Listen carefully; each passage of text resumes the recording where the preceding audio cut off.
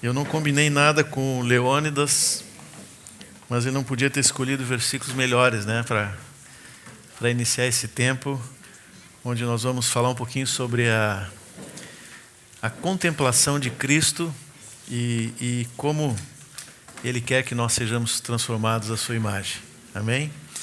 Eu queria começar lendo dois textos, um na primeira carta de Coríntios e outro na segunda. Começar com o de 2 Coríntios 3:18, um texto bem conhecido nosso. 2 Coríntios 3:18. E todos nós, com o rosto desvendado, contemplando como por espelho a glória do Senhor, somos transformados de glória em glória, na sua própria imagem, como pelo Senhor, o Espírito. E o outro é 1 Coríntios 15, 45 a 49.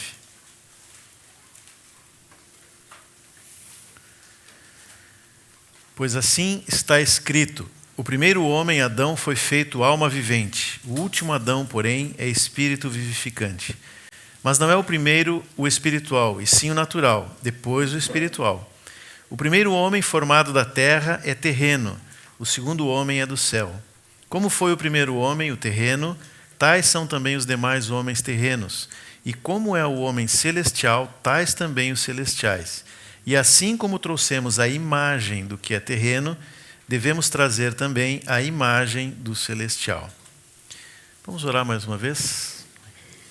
Senhor, em cima da Tua palavra, Senhor, e do que já foi falado aqui, nós mais uma vez nos rendemos a Ti, Senhor. Nosso espírito, alma e corpo são Teus, Senhor, como temos dito várias vezes nesses dias aqui, e que esse momento seja um momento em que isso se torne verdadeiro, Senhor. Nós queremos ouvir, não apenas escutar, mas ouvir o Teu Espírito Santo, Senhor. Como Leônidas disse aqui, nós não queremos apenas palavras, nós queremos um trabalhar do Teu Espírito dentro de nós, Senhor. Que nós sejamos realmente, nessa noite e a partir de hoje, mais parecidos contigo, Senhor. Não por esforço nosso, não por alguma coisa, algum programa, alguma coisa que vamos fazer, mas porque realmente fomos constrangidos pela Tua imagem, Senhor, pelo Teu rosto, pela Tua face, Senhor. Obrigado, Senhor, porque Tu nos permite compartilhar. Nós somos tão falhos, imperfeitos, Senhor, falando de alguma coisa tão distante de nós, mas ao mesmo tempo tão presente pela Tua vida em nós, Senhor. Te damos graças e nos entregamos nas Tuas mãos nessa noite, Senhor. Amém. Amém. Ontem eu disse aqui que nessa semana, todos, né, na verdade, os que estão falando em cima do mesmo tema. Nós vamos falar um pouco, ou acompanhar essa caminhada de Paulo, não só de Paulo, de todos nós, mas usando como base o livro de Romanos, nesse processo de transformação, de amadurecimento, de santificação, que o Espírito Santo está empenhado em produzir em todos nós que somos filhos de Deus. E o primeiro ponto dessa caminhada é nos fazer contemplar Cristo. Para todos nós, esse é sempre o primeiro passo. Porque é a partir da contemplação da imagem do Senhor é que nós somos transformados. Sem isso, o Espírito Santo não tem matéria-prima para nos transformar e nos fazer maduros como é o Filho. E embora a gente tenha dito que vai usar a carta de Romanos e vamos usar como base, como referência, pelo menos da caminhada, né? Eu comecei aqui por 2 textos de Coríntios, né? Porque Paulo realmente é alguém que compreendeu isto na sua própria vida e também na vida dos irmãos que ele ajudava. Então vocês vão achar essa mesmo tipo de mensagem em Romanos, em Coríntios, em Colossenses, em vários livros que Paulo escreveu, falando da contemplação do Senhor e como somos transformados à sua imagem. E nesses 2 textos, essa palavrinha ela é sublinhada, né? Em 2 Coríntios 3:18 fala que somos transformados de glória em glória na sua própria imagem. E o outro texto fala de 2 imagens. A imagem do homem terreno, se referindo a Adão, e a imagem do celestial, se referindo a Cristo. E Romanos tem também essas 2 imagens? Tem. Romanos tem apenas 2 lugares no livro que ele usa essa mesma palavrinha imagem. E Paulo, em Romanos, ele vai direto à raiz do problema, especialmente no capítulo 1, quando ele diz assim, Romanos 1, 22 a 25. Inculcando-se por sábios, tornaram-se loucos e mudaram a glória do Deus incorruptível em semelhança da imagem de homem corruptível, bem como de aves, quadrúpedes e répteis. Por isso Deus entregou tais homens à imundícia pelas concupiscências de seu próprio coração, para desonrarem o seu corpo entre si, pois eles mudaram a verdade de Deus em mentira, adorando e servindo a criatura em lugar do Criador, o qual é bendito eternamente. Amém. Então, esse primeiro texto de Paulo aqui, a primeira menção à palavra imagem, fala de uma troca, né? Trocaram a verdade de Deus pela imagem, ou pela mentira, que é a imagem de um homem corruptível. E daí vieram todos os problemas que são listados ali no capítulo 1 de Romanos. Mas tem uma outra parte do livro, um outro versículo, que ele usa a mesma palavra imagem. Está lá no capítulo 8, ontem nós mencionamos alguns versículos desse capítulo. 8, 29, podemos ler do 28, né, que é o texto mais conhecido. Sabemos que todas as coisas cooperam para o bem daqueles que amam a Deus, daqueles que são chamados segundo o seu propósito. Porquanto aos que de antemão conheceu, também os predestinou para serem conformes à imagem do seu Filho, a fim de que ele seja o primogênito entre muitos irmãos. Só esses dois lugares de Romanos que ele usa essa palavra imagem. Mas dá para ver bem o contraste, a imagem do corruptível de um lado e a imagem de Cristo, o homem celestial, do outro lado. No grego, tanto em Romanos quanto em Coríntios e os outros lugares que Paulo usa essa palavra, imagem, a palavra original do grego é eikon, não sei se a pronúncia está correta, né? Mas é como ícone, que a gente conhece em português. No inglês, icon, é até mais parecido, né, a pronúncia. E em Romanos ela aparece só nessas duas vezes, que deixa bem marcado essa diferença, a imagem do corruptível e a imagem de Cristo. E no Novo Testamento todo, essa palavra é usada essencialmente por Paulo. Ela vai aparecer em Apocalipse, quando fala da imagem da besta. Acho que em Hebreus também usa essa palavra. E nos Evangelhos, apenas uma vez, um evento dos Evangelhos, ela é citada. Agora, o que significa? O que é imagem? O que é eikon, lá do grego, né? Aqui a gente tem que ir um pouquinho devagar, porque fica um pouco abstrato no início, mas depois vocês vão entender o que isso significa.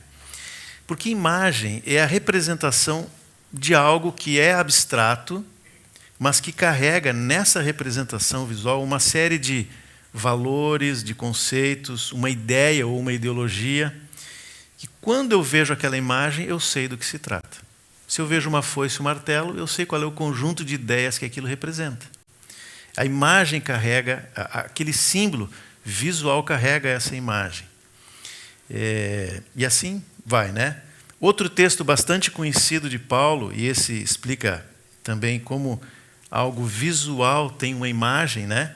Está lá em Colossenses 1,15, quando diz assim, falando de Jesus: este é a imagem do Deus invisível, o primogênito de toda a criação. E aqui fica claro, porque o Deus invisível, que não pode ser percebido nem visto pelo homem, ficou visível na pessoa de Jesus. E tudo que é próprio do caráter do Pai se mostrou no Filho quando o Verbo se fez carne.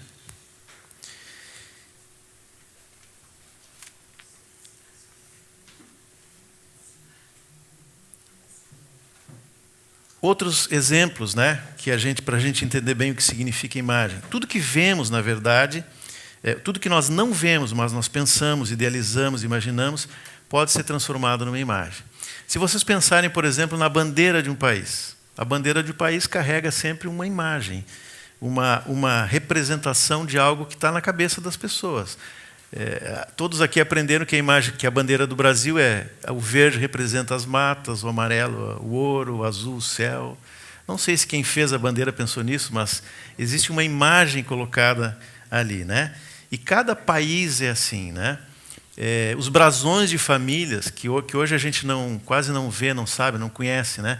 Mas antigamente isso era importante, porque ele carregava um conjunto de valores pertencente àquela família, que ele era passado de geração em geração. Representavam a história da família e os valores da família. E hoje, mais do que nunca, talvez, mais do que qualquer outro momento da história da humanidade, esse assunto da imagem é muito presente na nossa vida. Eu falei que a palavra é icon, né, que é ícone em português. Hoje nós carregamos muitos ícones, até na mão, né? O Lawrence lembrou do celular, né? O nosso celular ou computador é cheio de imagens que representam alguma coisa. Se eu vejo no celular um quadradinho vermelho com um triângulo branco, eu sei que se eu apertar ali vão vir vídeos, porque é o símbolo do YouTube, né? Se eu quero falar com alguém, eu procuro algum telefonezinho, alguma imagem. Aquele ícone me diz alguma coisa que ele representa algo. A imagem é a representação visual de um conceito, de uma crença ou de um conjunto de coisas que eu acredito, que são úteis para mim, que têm alguma utilidade, ou até que eu quero evitar. Se eu vejo uma placa de trânsito, proibido estacionar, né? Eu sei que é melhor não colocar o carro ali, porque senão vai ter outra placa que tem um guincho. E aquela ali vai levar o meu carro. Em suma, a imagem primeiro é formada na nossa mente e nos sentimentos. É uma ideia, é uma impressão que depois se torna concreta quando ela é projetada sobre alguém ou sobre alguma coisa. E o mundo usa isso de forma muito intensa hoje em dia, né? O marketing, de um modo geral, explora isso de uma maneira tremenda. Digamos que eu vou fabricar um tênis com a melhor técnica, mais confortável, tudo de bom. Aí eu coloco à venda numa loja. Se eu não tiver alguém muito conhecido que vai usar aquele tênis, que vai fazer uma propaganda daquele tênis, não vai vender. Porque a imagem é muito importante. Agora, se eu pego aquele tênis e ponho no pé de um jogador famoso, de um atleta conhecido, aquela pessoa que vai escolher o tênis, ela vai dizer, eu quero ser como aquele atleta. E o tênis, ele traz toda essa imagem de sucesso daquele atleta. E assim vai para a moda em geral, né? As roupas, tudo mais. Outro dia eu estava dizendo para a Madalena, e ninguém se ofenda, por favor, tá? Do que eu vou dizer. Eu não consigo entender qual é a lógica de eu comprar e pagar mais caro por uma roupa rasgada. A não ser a moda, ou a imagem que aquela roupa tem, né? Antigamente, se a minha roupa estava rasgada, a mãe botava um remendo ali, né? Ou dava uma roupa nova. Hoje em dia a gente paga mais caro por isso, mas porque existe alguma coisa por trás da moda, do marketing, da propaganda. O princípio envolvido aqui é sempre o seguinte, né? Nós nos tornamos aquilo que nós contemplamos. O que eu quero ser, eu trago para a minha vida. Essa é a imagem que se torna real na minha vida. Mas imagem também lembra ídolo, né? Quando a gente fala imagem, em geral, outra ideia que vem é de ídolo, de idolatria. Porque o ídolo nada mais é do que a projeção de poderes, capacidade, valores que têm a ver com coisas que eu tenho expectativa, desejos e necessidades. A Bíblia está cheia de exemplos de ídolos, né? Mas até mesmo no povo de Deus, por exemplo, quando saiu do Egito, né? Logo na saída ali, que o Moisés se afastou um pouco, eles pediram para Arão fazer um bezerro de ouro. E vocês lembram o que eles disseram para Arão? Eles disseram, olha, faz uma representação, faz um ídolo do Deus que nos tirou do Egito e que vá à nossa frente lutar as nossas guerras, né? Ou seja, eles queriam algo visual de um Deus que eles não tinham visto. Eles viram todas as maravilhas de Deus, tudo que foi falado, mas eles precisavam de uma coisa visual, de uma imagem. Assim é o ídolo. Agora, quando isso tudo começou? Começou ali no Egito? Não, né? Começou muito antes. O Egito, aliás, era cheio de ídolos. Mas não foi lá que começou. Talvez foi em Babel. Não, também não. Em Ur dos Caldeus, lá onde o Abraão morava. Não. Foi na geração de Noé. Foi antes. Aonde começou? Onde está o princípio da idolatria? Está no Jardim do Éden. Lá nós vamos ver o princípio da idolatria. Vamos lembrar qual o contexto de Adão e Eva, né? Deus havia criado todas as coisas, criou a terra, o céu, os astros, separou água e terra, criou peixes, animais, aves, tudo pronto. Árvores, com frutos, com todo esse jardim, todo esse contexto pronto, Deus criou Adão e depois Eva, e eles receberam tudo pronto ali. Eles não tinham que fazer nada a não ser cuidar do jardim. E Deus era a única referência, não havia nada mais além de Deus ali no contexto de Adão e Eva. Todo o alimento, eles tinham saúde, tudo perfeito, tudo que Deus havia feito, que era necessário para a vida deles, estava ali no jardim. Mas, no capítulo 3, começa dizendo, fala de um outro personagem que até então não tinha aparecido, a serpente. E a serpente, o nosso inimigo, ele chega com algo que foi muito bem elaborado em cima disso que nós estamos falando aqui. O que diz lá em Gênesis 3, de 4 a 6? Não precisam abrir, eu vou lendo aqui. Então a serpente disse à mulher: é certo que não morrereis, porque Deus sabe que no dia em que dele comerdes, se vos abrirão os olhos, e como Deus sereis conhecedores do bem e do mal. Vendo a mulher que a árvore era boa para se comer, agradável aos olhos e árvore desejável para dar entendimento, tomou-lhe do fruto e comeu, e deu também ao marido, e ele comeu. O versículo 1 desse capítulo 3 diz que a serpente era o mais sagaz dos animais selváticos. Sagacidade é esperteza, é mais do que esperteza, é uma esperteza com malícia, né?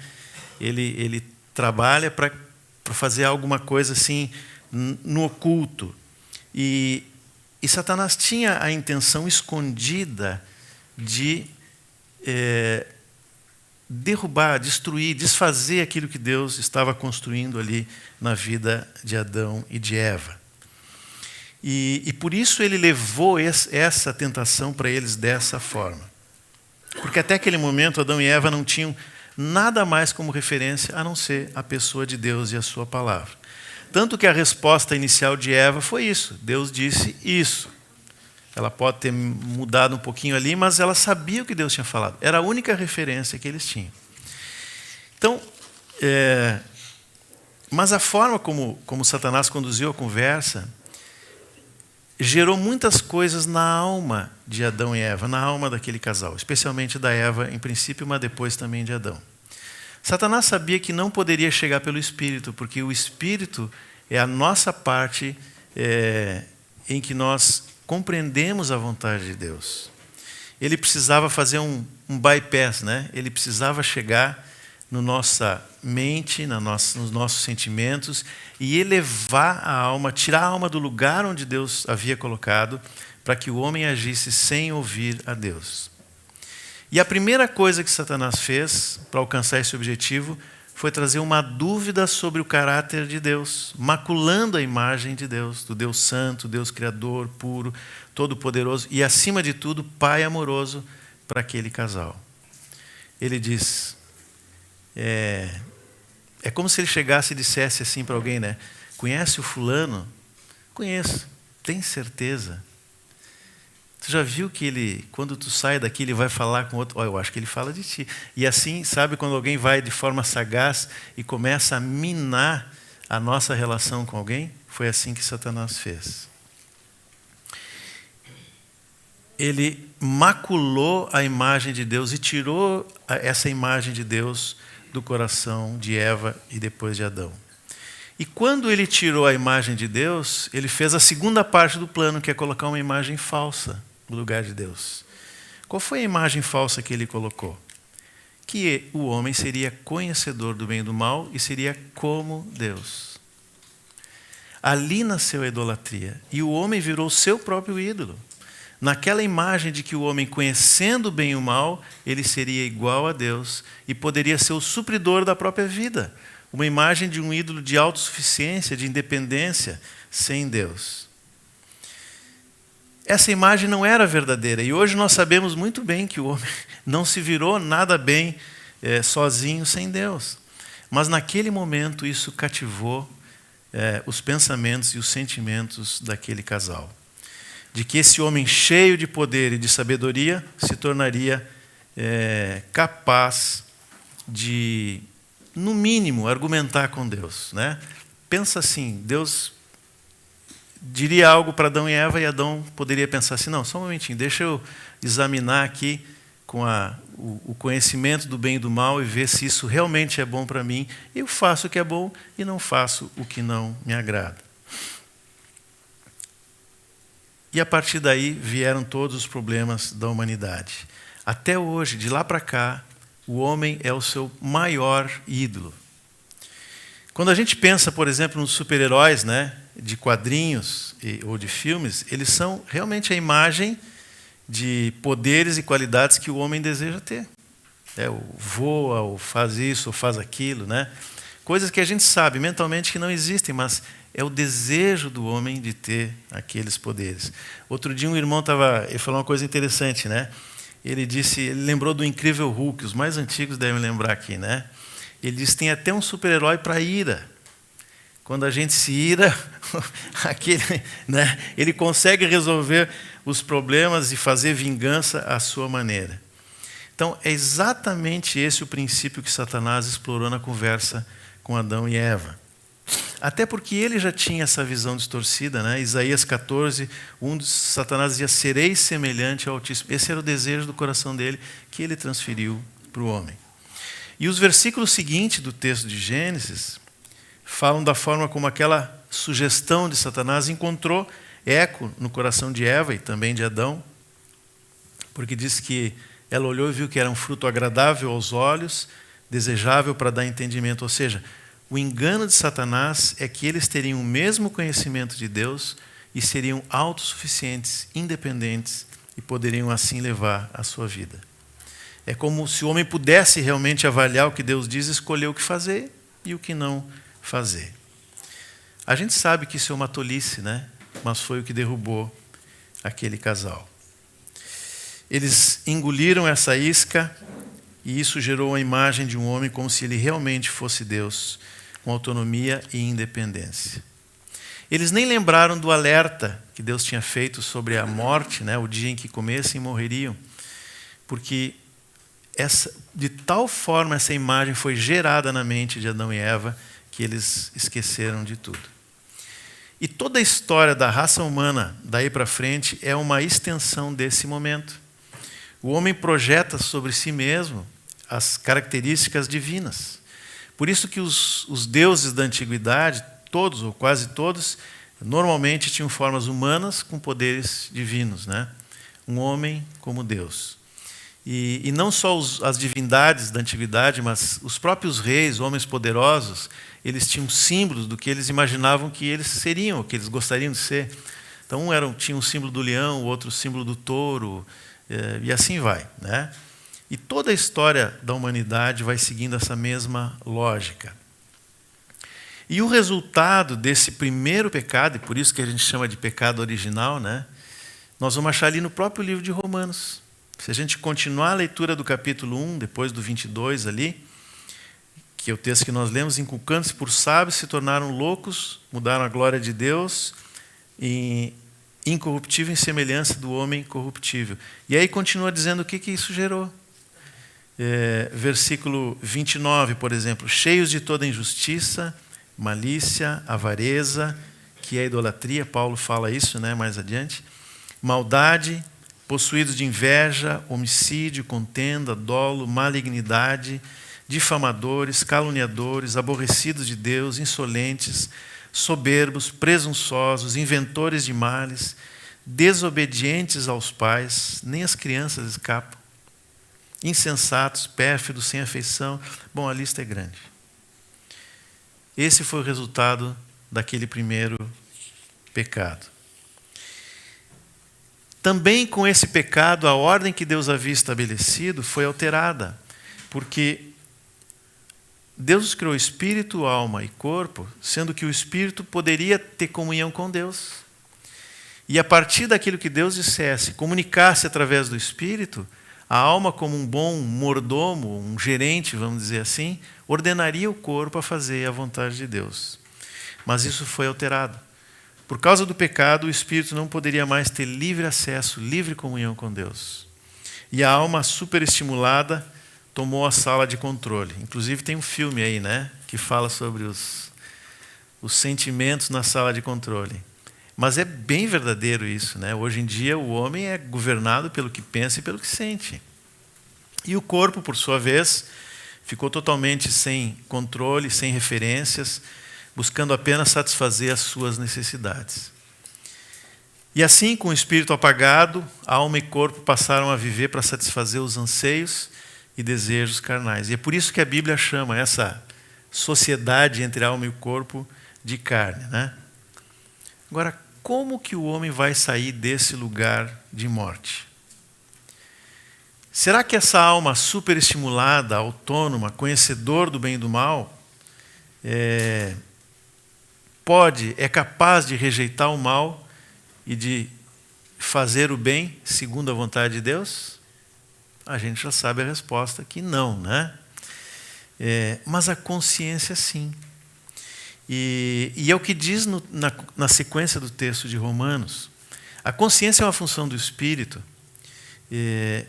O problema é que a consciência pode até mostrar qual é a vontade de Deus, mas o homem não consegue sair dessa condição com as suas próprias forças. E é por isso que Paulo diz que a consciência se torna um acusador. E os pensamentos acusam e defendem ao mesmo tempo. O homem não consegue sair dessa situação. De que forma Deus vai resgatar o homem dessa situação? Só tem um jeito. João 6,40 diz assim: de fato, a vontade de meu Pai é que todo homem que vir o Filho e nele crê, tenha vida eterna, e eu o ressuscitarei no último dia. Por isso que contemplar o Senhor é o primeiro passo para tudo na nossa vida. Ninguém pode sair da situação de Adão se não vir a Cristo. É o que João está dizendo aqui no capítulo 6. E o Espírito Santo trabalha no espírito do homem justamente para que nós possamos enxergar o Senhor Jesus. Na verdade, o Espírito Santo vai fazer o trabalho de volta, o trabalho oposto daquele que Satanás fez lá no Éden. Primeiro, ele precisa reconstruir a imagem que foi alterada, a imagem de Deus, em Cristo, porque é o que nós conhecemos de Deus. E, ao mesmo tempo, ele vai revelar a nossa inutilidade, porque, como Paulo diz lá em Romanos, todos pecaram, são inúteis, todos carecem da glória de Deus. Vocês percebem que o Espírito Santo faz é exatamente o oposto do que Satanás fez? Satanás atacou a imagem de Deus e elevou uma imagem enganosa de um homem superpoderoso que poderia ser igual a Deus. O Espírito Santo faz exatamente o contrário. Ele revela Cristo, a imagem do Deus invisível, e o texto que nós lemos de 2 Coríntios diz como por espelho, ou seja, à mesma medida que eu vejo o Senhor, eu vejo a mim mesmo. E a diferença que há entre ele e eu. Então, Paulo vai seguindo essa lógica no livro de Romanos. E essa imagem dupla, digamos, eu vejo o Senhor e ao mesmo tempo, como por espelho, enxergo a mim mesmo, é o que vai gerar o que nós chamamos de arrependimento. Arrependimento não é remorso, é quando eu vejo Cristo e descubro que eu sou inútil, pecador, condenado, que não teria outra chance a não ser pela bondade e misericórdia do Senhor, eu me arrependo pela visão de Cristo e pela minha própria imagem. Se nós damos uma resposta de fé, nós nascemos de novo, nascemos do alto, como o Cláudio falou hoje de manhã, mas o processo não acaba ali, ele está só começando. Vai prosseguir até que a imagem de Cristo seja inculcada em nós, até a maturidade, como está lá em Efésios, até a medida da estatura do varão perfeito. E é nesse momento que nós estamos. O Espírito Santo está construindo essa imagem em nós. Todos os que nasceram de novo estão sendo alvo desse trabalho do Espírito Santo. A cada dia o Espírito Santo vai revelar mais Cristo e ao mesmo tempo denunciar a imagem corrompida que tenta nos afastar dele. Eu creio que dá para dizer, não é errado dizer que o trabalho diário do Espírito Santo é contra a idolatria que ainda nos persegue. Mas aí vocês vão dizer, como assim idolatria? Mas nós já nascemos de novo, né? Não estou entendendo. Bom, se eu tenho uma plena visão de Cristo e sigo dirigindo a minha vida, ou parte dela segundo os meus próprios pensamentos, segundo uma imagem enganosa de mim mesmo, eu posso estar guiando a minha vida segundo aquele mesmo princípio de idolatria. Vocês lembram de alguma coisa que a Bíblia compara a idolatria? Uma nós falamos aqui, né? Oi? Feitiçaria. Mas coisas que a gente pode fazer ainda, mesmo estando no Senhor, que a Bíblia... Avareza, eu mencionei a avareza, né? Que Paulo compara a idolatria. Alguma outra coisa que vocês lembram? Obstinação, né? 1 Samuel 15, 23, está falando de Saul, diz assim, porque a rebelião é como o pecado de feitiçaria, e a obstinação é como idolatria e culto a ídolos do lar. Agora, o que é obstinação? Como é que o Aurélio define isso, né? Como é que a primeira carta de São Aurélio diz lá, né? O que o dicionário fala? Obstinação é afeição excessiva às próprias convicções, ideias e pensamentos. A gente vai dizer, mas isso é pecado? A Bíblia chama que é pecado de idolatria. Porque eu estou adorando a mim mesmo, os meus pensamentos, as minhas convicções, uma afeição excessiva. Não é que eu não deva ter convicções, não seja muito firme nas coisas que eu creio, mas a obstinação vai muito além disso.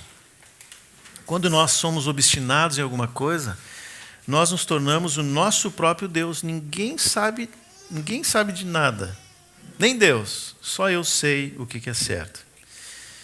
Às vezes uma pessoa obstinada é alertada pelos irmãos, né? Diz, olha, acho que não é bem assim, esse caminho que tu está indo não é bom. Mas não adianta. Ele está obstinado e ele vai adiante. Ele obedece à sua própria cabeça. É realmente como idolatria, como culto a ídolos do lar, né? Como está no texto ali de 1 Samuel. É interessante porque ídolos do lar representavam muitas coisas. A gente não tem essa realidade hoje em dia, né? Mas lembram de Raquel, né? Que roubou do Labão os ídolos do lar, né? Os ídolos do lar representavam uma espécie de segurança, ao mesmo tempo era direito à herança da família. Às vezes a obstinação expressa o fútil procedimento que herdamos dos nossos pais. Costumamos a vida inteira fazer assim. Por um bom tempo foi uma referência forte para mim, mas se a Bíblia diz ao contrário, então é algo que eu tenho que deixar para lá.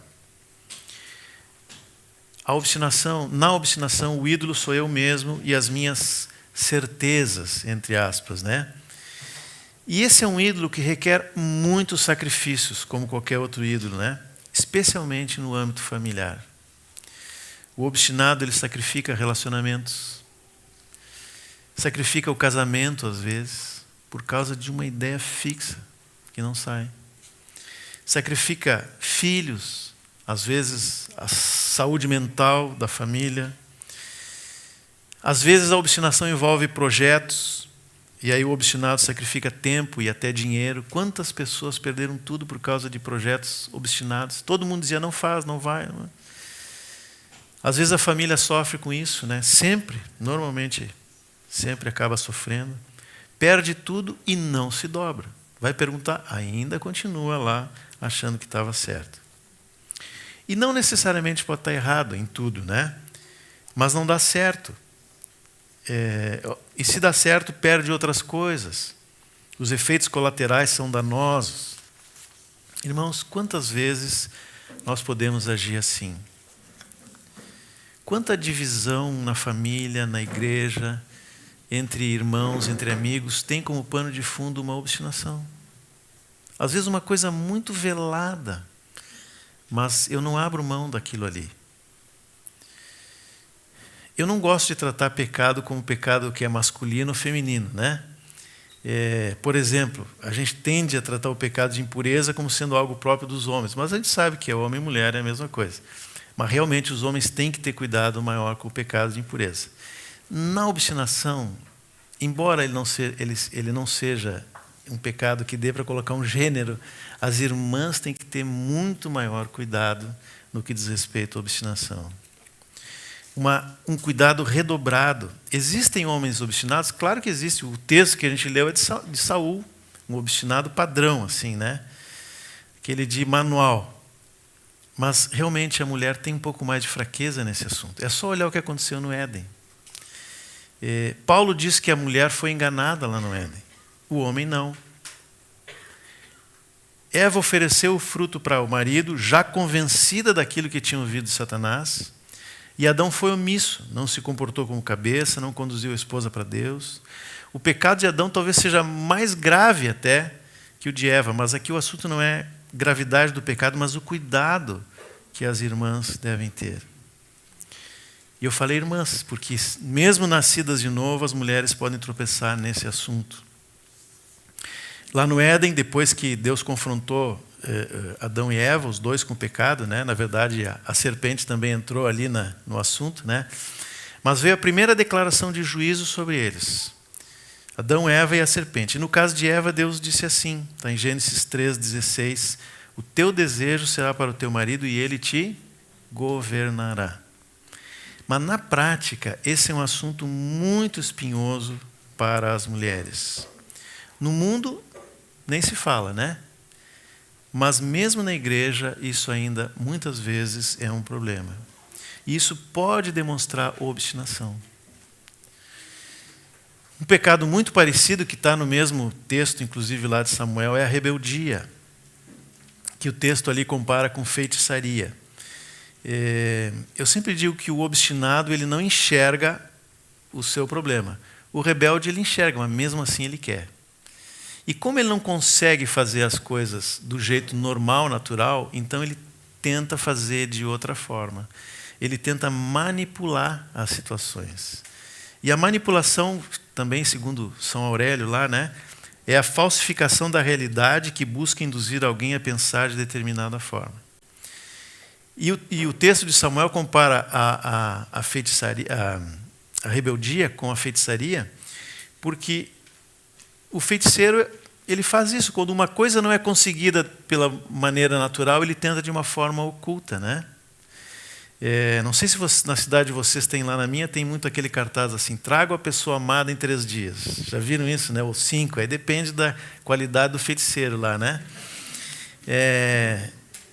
O que aquele cartaz diz? A pessoa não conseguiu o amor do outro ou da outra pelos meios naturais, né? Então ele vai buscar um feiticeiro. A manipulação é a mesma coisa. Olha a gravidade do que muitas vezes nós podemos fazer. Eu não consigo algo da maneira clara, objetiva, direta, transparente, então eu falo meias verdades, eu falo para o outro para que ele diga para aquele que tem que ouvir, e assim eu vou manipulando para conseguir o resultado que eu tanto quero.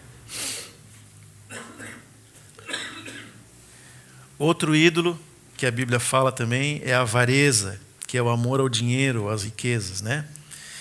Mas por que é um ídolo se o dinheiro em si não é pecado?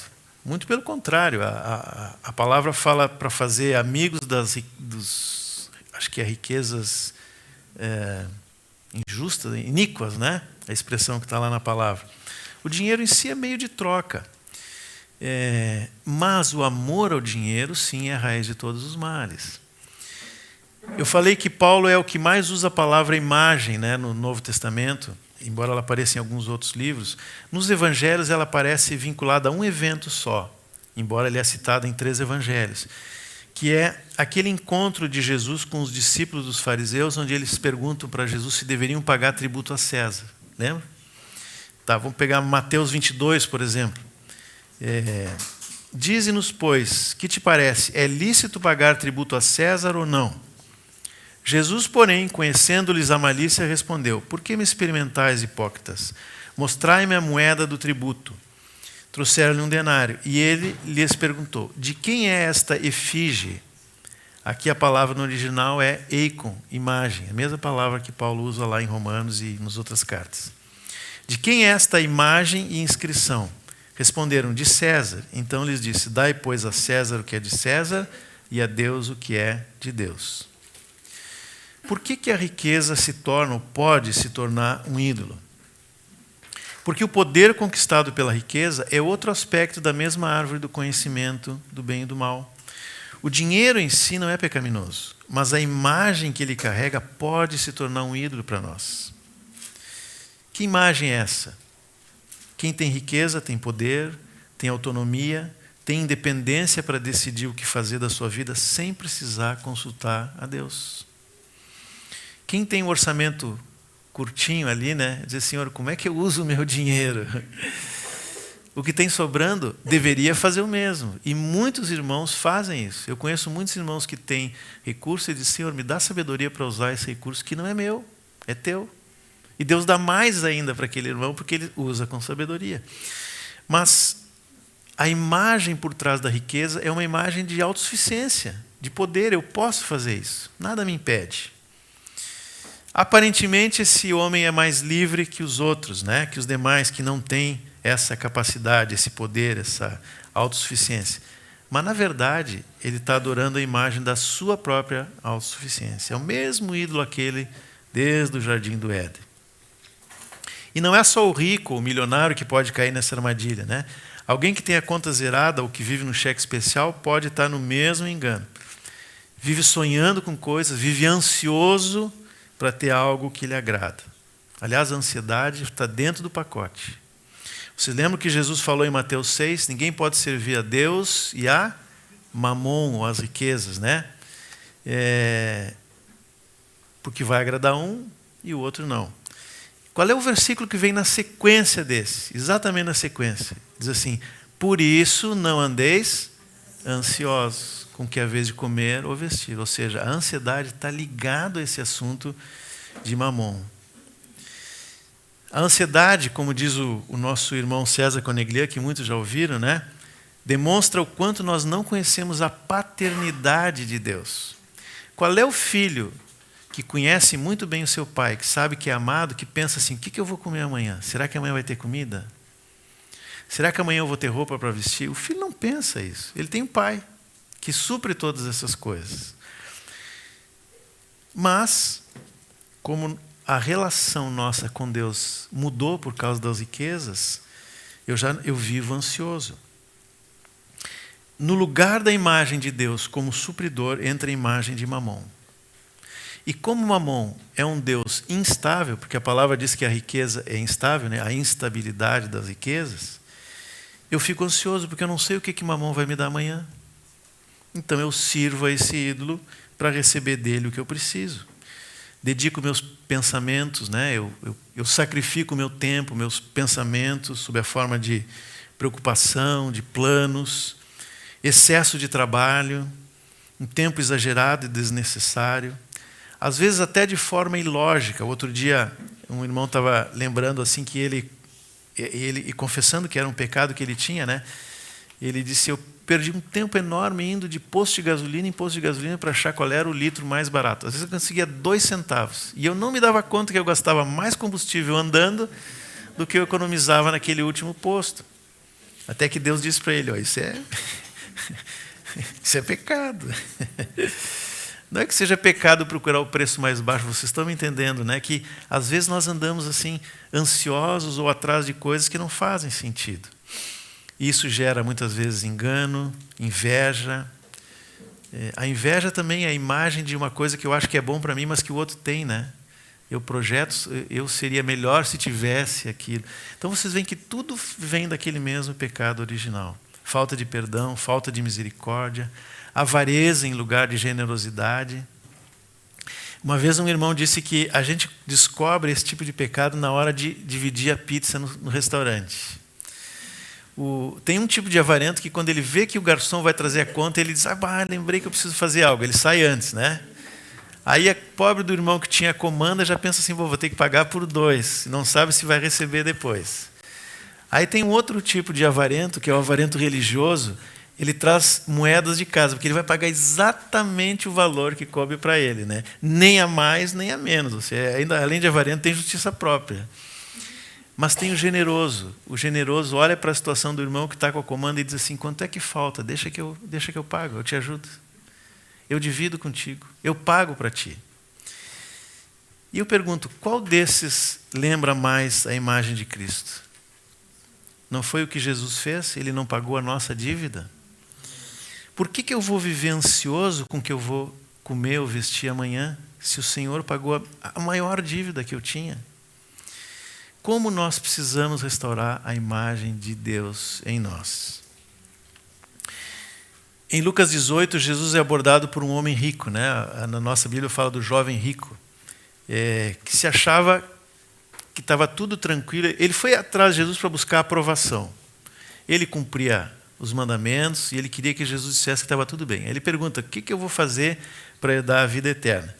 E Jesus já começa dizendo, não tem nenhum bom, viu? Senão um que é Deus. Estava na frente dele, o único bom estava ali e ele não conseguia ver. Aí Jesus fala dos mandamentos e ele diz que cumpria todos os mandamentos e aí Jesus toca no ídolo. Abre mão das tuas riquezas, entrega tudo, dá aos pobres, vem atrás de mim, me segue e terás um tesouro no céu. Na verdade, o tesouro estava ali na frente dele. De novo, ele não era capaz de enxergar. E aquele homem se afastou, triste, porque tinha muitas riquezas, é o que diz o texto bíblico, né? Eu creio que Lucas tem um bloco sobre esse assunto, porque antes desse encontro de Jesus com o jovem rico, tem aquela conversa do fariseu, do publicano, aí vem o jovem rico. Tem outros assuntos no meio, mas bem próximo ali. Depois Jesus fala do perigo das riquezas, né, que é difícil um rico entrar no reino dos céus. E logo depois, no início do capítulo 19, tem uma conversa com outro homem rico, que foi o Zaqueu. E só tem em Lucas, só tem nesse bloco aqui. Mas a conversa com Zaqueu é totalmente diferente. Jesus vai à casa do Zaqueu, que era também um homem rico, né? E no meio da conversa lá com Jesus, naquela comunhão com o Senhor, o Zaqueu levanta e diz, eu quero dar metade dos meus bens aos pobres. E se defraudei alguém, vou devolver e ainda vou colocar 4 vezes mais. Eu fiz uma conta assim de cabeça. Vamos pensar que o Zaqueu tenha defraudado, que o patrimônio dele, fruto de roubo, de defraudação, tenha sido 10%. Ele devolve os 10%, mais 40% dá 50%. E a outra metade ele ia dar aos pobres. Ou seja, ele estava pronto para entregar tudo que ele tinha. Que diferença em relação àquele primeiro jovem, né? E do que o Zaqueu vai viver daí para frente? Sem ansiedade zero. Do seu trabalho, do que Jesus proveria. Esse é um homem livre do ídolo da riqueza. Não tinha ansiedade, não tinha medo, nenhum apego aos próprios bens. Mas qual era o segredo de Zaqueu? Zaqueu foi a única pessoa, eu procurei, se vocês acharem me digam, foi a única pessoa que foi atrás de Jesus, não pedindo nem cura, nem ressurreição de ninguém, nem aprovação, nada. Zaqueu só queria uma coisa. O que Zaqueu queria? Ver Jesus. Está aí o segredo. Ele queria ver Jesus. E ele queria tanto que ele era baixinho, né? Não conseguiu, ele subiu num sicômoro, lá subiu numa árvore, uma figueira. Sicômoro, acho que é uma figueira, né? Um tipo de figueira. A única coisa que Zaqueu queria era ver Jesus. E essa é a palavra-chave para nós. Ver a Cristo. A revelação da pessoa do Senhor muda tudo. Quando eu vejo o quão o Senhor é poderoso, belo, manso, amoroso, santo, ou como disse o Leônidas, né, tem todas as... Ele é incomparável, ele é pacificador, ele é verdadeiro, ele é humilde. Bom, a gente pode ficar a noite toda fazendo uma lista aqui do que o Senhor é, mas quando eu vejo isso, muda tudo. E voltando ao ponto inicial, né, quando nós vemos Jesus, nós também vemos a nós mesmos. E isso gera vergonha e desejo de mudança, gera arrependimento. Ninguém precisa me obrigar ou me ameaçar. Jesus não fez isso com Zaqueu. Jesus não disse nada sobre a riqueza. Para o outro jovem ele disse, vai, vende tudo, dá aos pobres e me segue. Ele não falou nada para Zaqueu. Zaqueu viu Jesus, foi constrangido e resolveu entregar tudo, né? A gente não precisa obrigar ninguém ou ameaçar e dizer, se tu não for para Jesus, tu vai para o inferno, cuidado.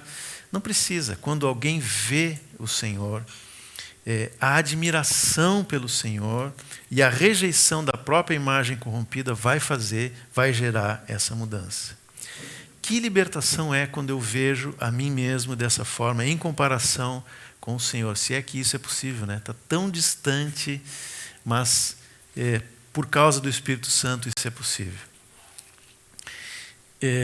Eu passei por uma experiência dessas há muito tempo atrás, eu era bem jovem, e eu trabalhava no jurídico do Banco do Brasil, e por várias questões, assim, mudança de plano de carreira, uma série de coisas, eu acabei indo para um cargo assim, importante, dá para dizer, dentro do quadro lá, e aquilo criou uma imagem de mim mesmo, né? E eu trabalhava com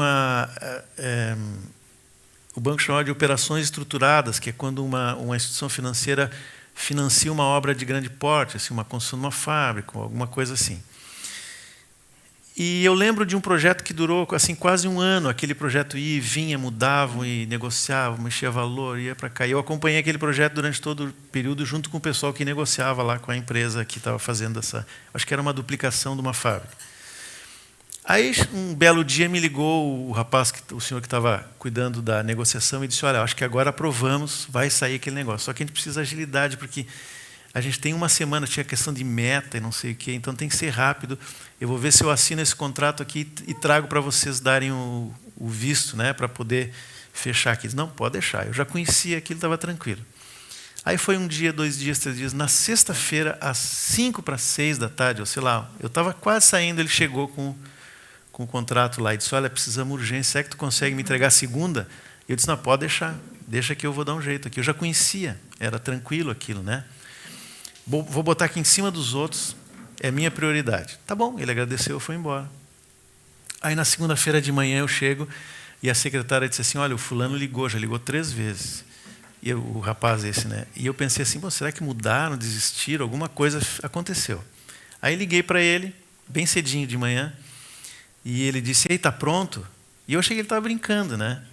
E comecei a brincar com ele no telefone, mas ele não estava brincando. E ele começou a elevar a voz, começou a ficar bravo, começou a falar, e eu também, do outro lado, comecei a falar assim com ele. E era um saguão grande, né? Aquelas mesas assim. Então todo mundo me olhava, porque eles não estavam acostumados a ver isso, né? E eu comecei a falar alto com ele daqui e ele de lá. Daqui a pouco um bateu o telefone, o outro bateu o telefone. E eu disse assim, quem esse cara pensa que ele é? E na hora eu ouvi o Espírito Santo dizer, e tu, quem tu pensa que tu é? Sabe quando o Espírito Santo mostra para a gente, né? Eu na hora disse, tá bom, Senhor, já entendi o recado. Criei uma imagem falsa de mim mesmo, né? E pedi perdão para o Senhor, peguei o material, fiz o mais rápido que eu podia, levei lá, era no mesmo prédio, levei lá, entreguei, e ele já me olhou assim, disse, será que ele vai vir brigar comigo aqui, né? Aí disse, mas antes de te entregar, eu queria te pedir perdão. E aí falei para ele tudo que tinha acontecido, e ele disse, não, mas é assim mesmo, eu também me excedi, é muita tensão, não sei o que, aquela conversa assim que... Né, a pessoa no mundo tenta achar uma razão, mas eu sabia que o pecado era meu e Deus queria falar comigo. E aquilo mexeu comigo porque eu vi ali o ídolo, uma imagem que não era verdadeira. O Espírito Santo, ele quer desfazer em cada um de nós essa mesma imagem enganosa que muitas vezes nós temos de nós mesmos e que nos atrapalha, porque esse ídolo, essa imagem, fica agindo na nossa mente. A visão de Cristo gera uma entrega total e dependência total, porque nos faz amar mais o Senhor e a rejeitar esse homem pecador que nos acompanhou a vida inteira, né? Não é à toa que o principal dos mandamentos, né, segundo o Senhor, é amar a Deus acima de todas as coisas. E o primeiro dos 10 mandamentos é não ter outros deuses diante de nós. Tudo que eu devo fazer para o Senhor parte dessa mesma base, parte desse mesmo ponto. Eu amo aquilo ou aquela pessoa a quem eu dou muito valor. Todos aqui todos não, mas uma boa parte já viveu ou estão vivendo uma história de amor, né? Ou estão apaixonados, ou já foram, enfim, podem dar testemunho disso. A pessoa que está apaixonada, ela faz qualquer coisa para ter a pessoa amada perto dela, né? Gasta o que tem, às vezes o que não tem, cuida o que veste, cuida no que diz, o que fala, o que não fala, especialmente se está falando da pessoa que ama, né? Os pensamentos estão sempre naquela pessoa, a gente sabe como é. E a maior alegria de quem ama é saber que o amor é recíproco, que ele é respondido também. Assim deve funcionar a nossa relação com o Senhor. Se nós vivemos por causa de uma lei, eu posso fazer isso, não posso fazer aquilo, isso não funciona. Funciona por algum tempo, mas se eu amo o Senhor, se eu vi o Senhor, se eu estou fascinado pelo que eu vi, pela imagem de Cristo, isso me conquista e ninguém precisa me dizer o que eu vou vestir, o que eu não vou vestir, o que eu devo fazer, o que eu devo falar, o que eu não devo falar. É por amor ao Senhor. Tem um ditado comum no mundo que diz que o amor é cego, né? Porque não vê os defeitos. Bom, se for em relação ao ser humano, está bem, mas em relação a Deus é exatamente o oposto. É quando nós vemos quem é o Senhor, quando nós contemplamos como Ele realmente é, que não há lugar para nenhum outro olhar. Esses dias eu li um parágrafo de um livro que abordava exatamente esse ponto e eu queria ler para vocês. Porque tem muito a ver, especialmente com o que o Lawrence falou hoje de manhã. Ele diz assim: vivemos em um mundo saturado de mídia, constantemente cercado por imagens e sensações projetadas para capturar o nosso olhar. A beleza e o fascínio são o campo de batalha do discipulado, porque o que achamos belo e fascinante determinará o que nos tornaremos. O coração humano não é estático, mas dinâmico. Quando contemplamos Jesus por meio da atividade do Espírito, este transforma nossos corações e nossos apetites. Se não contemplarmos a Deus, porém, sucumbiremos à influência avassaladora de falsas definições de beleza que nos confrontam todos os dias. É isso. É isso que nós vemos na internet, é isso que nós vemos na TV, embora eu acho que pouca gente vê TV hoje em dia, né? Mas para onde nós olharmos, tem alguma coisa teoricamente bela para distrair a nossa visão e tirar do Senhor Jesus. Mas a visão da santidade, da perfeição, do amor, da misericórdia e de todas as qualidades do nosso Deus, ela é transformadora. Salmo 34, 5 diz assim: contemplai-o e sereis iluminados, e o vosso rosto jamais sofrerá vexame. Isso não é religião ou lei. Nós somos conquistados diariamente pela visão de um Deus incomparável. Não há medida de comparação, né? Com quem eu posso comparar Deus? Foi mais ou menos o texto que o Leônidas leu aqui, né? Em Jó diz a mesma coisa, o Leônidas citou isso também. Jó era um homem justo, que fazia o bem, mas que não conhecia profundamente nem a Deus, nem a si mesmo. Depois que os seus olhos foram abertos, aí ele podia dizer: antes eu te conhecia de ouvir falar, mas agora os meus olhos te veem. Eu por muitos anos me perguntava, procurava na Bíblia uma definição do que é um religioso, né? Às vezes a gente tem esse como um conceito negativo, o religioso como uma coisa que não é exatamente o que Deus quer. E aí, um tempo atrás, eu estava lendo o livro de Atos e passei naquele texto que eu mencionei ontem, da conversa de Paulo em Atenas, e me chamou a atenção uma coisa que ele disse. Ele começa, na verdade, o seu discurso dizendo assim: eu vejo que vocês são muito religiosos. Por que eles eram religiosos?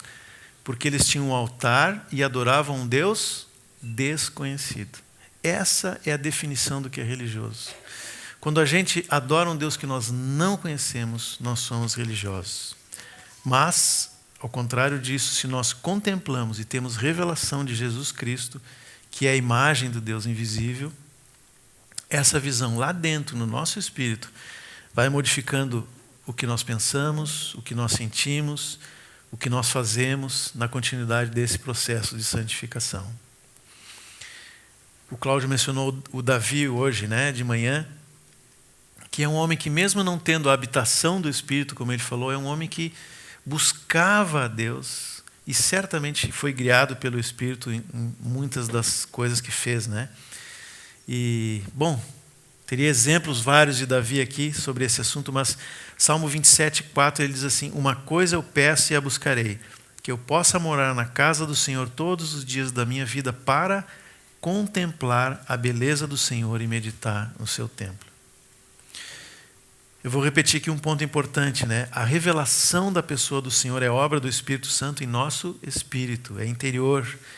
Não se trata de uma compreensão mental acerca de quem Ele é, muito menos de quem nós somos. Não adianta sentar com alguém e dizer: tu é isso, isso, isso. Os psicólogos fazem isso, e fazem bem, né? Mas não transforma. no sentido que nós estamos falando aqui, porque precisa revelação da pessoa de Cristo no Espírito. A palavra de Deus é a espada que separa a alma do Espírito, para poder se revelar ao Espírito sem as influências da mente e dos sentimentos. Mas depois, essa obra transformadora vai fazer o mesmo trabalho na nossa alma. Como Pedro explica na sua primeira carta, né? Fala tanto de salvação da alma, santificação, mas tudo começa ali no Espírito. A boa notícia é que, voltando ao versículo que é a base de toda essa semana, né? Se nós tivermos essa atitude desde o início de contemplar o Senhor, no dia que nós encontrarmos o Senhor, nós teremos espírito, alma e corpo íntegros, como é o texto que nós lemos, né? E esses tempos a Madalena me mostrou um salmo que ela viu e disse, olha só que lindo que diz nesse salmo, né? E esse é mais uma garantia de que nós teremos isso quando estivermos com o Senhor. O Salmo 17, 15, eu acho que é de Davi também, né? Se não me engano é o Salmo de Davi. E eu gosto de ler na versão que está na King James, porque ele diz assim, primeiro ele fala dos homens que têm os olhos nessa terra, e que tudo é nessa vida aqui, né? Aí no versículo 17, 15. Aí no versículo 15 ele diz assim, eu, contudo, graças à tua justiça, verei a tua face. Quando despertar, terei a plena satisfação de ver a tua semelhança em mim. Olha só que promessa. Que momento incrível vai ser esse, né? A gente olhar para o Senhor e ver que somos semelhantes a Ele. Finalmente, sem todos os pecados, todas as coisas que nos atrapalham, todo esse peso que nós carregamos a vida inteira, nós seremos semelhantes a Ele. Essa é uma promessa que o Senhor fez e Ele vai cumprir. Se nós estivermos sempre contemplando o Senhor. Amém? Que o Espírito Santo encontre espaço em nós para poder cada dia revelar mais de Cristo, também mostrar quem nós somos, né, e conquistar os nossos olhos, a nossa vontade, tudo para o Senhor. Essa é a minha oração. Amém? Senhor Jesus, eu te dou graças, Senhor, por esse tempo aqui com os irmãos. E eu sei, Senhor, que o que nós falamos aqui é muito, muito pouco, Senhor, perto daquilo que o Teu Espírito pode fazer. Por isso, eu queria concluir esse tempo aqui, mais uma vez, clamando a Ti, Senhor, que pelo Teu Santo Espírito, Tu venha revelar mais de Cristo para cada um de nós, Senhor. Nós não queremos ser os mesmos de ontem, Senhor. Nós queremos ser transformados dia a dia pelo Teu Espírito Santo. Em nome de Jesus. Como foi dito aqui antes pelo Leônidas, Senhor, que nós não estejamos mais vivendo em cima de palavras, mas que haja uma transformação verdadeira em cada um de nós, Senhor. Se nós identificamos áreas em que ainda idolatramos a nós mesmos, Senhor, que hoje seja o dia de entregar isso diante de Ti. Em nome de Jesus. Amém.